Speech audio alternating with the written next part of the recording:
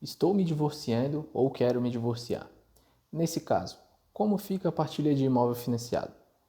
Essa é uma dúvida muito interessante e bem comum aqui no escritório e hoje eu vou resolver ela através desse vídeo. Em primeiro lugar, é necessário lembrar que quando você adquire um imóvel através de financiamento, você não está adquirindo de imediato a propriedade desse imóvel. Por mais estranho que isso possa parecer, o imóvel ainda não é 100% seu enquanto esse financiamento não for quitado. É que na maioria dos casos de financiamentos imobiliários, o próprio bem imóvel que está sendo financiado é dado como garantia nessa operação.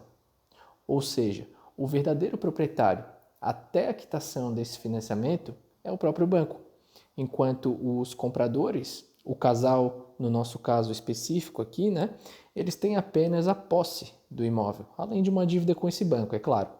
Então, adentrando agora na solução do problema levantado no vídeo de hoje, percebam, no caso de divórcio, para resolver essa questão da partilha de imóvel financiado, a princípio, o que prevalece é aquilo que ficar acordado entre as partes. Isso mesmo.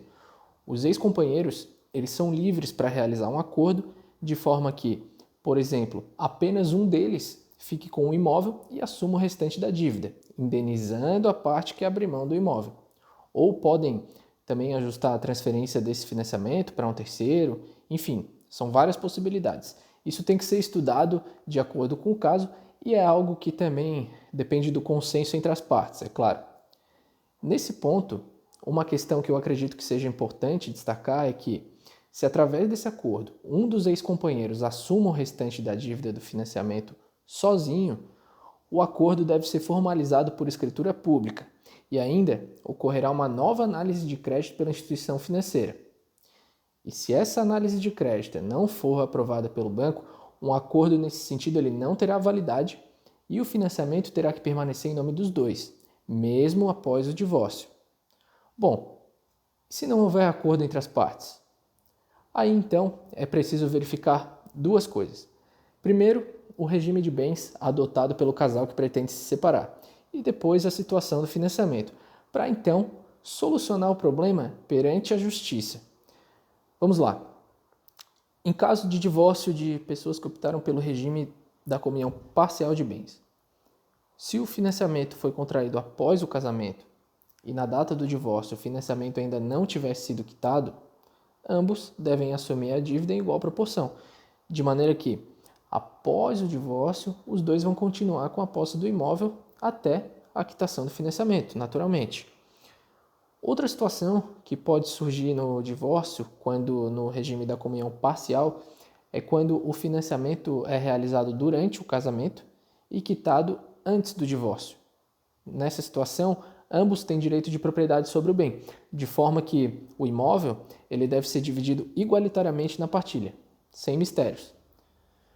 No entanto, se apenas um dos ex-cônjuges tiver assumido o financiamento antes do casamento e a quitação tiver ocorrido durante a constância desse casamento, a parte que adquiriu inicialmente o imóvel, ela se constitui como proprietária, devendo indenizar a outra parte pelo valor que corresponde à metade do que foi pago através do financiamento quando eram casados.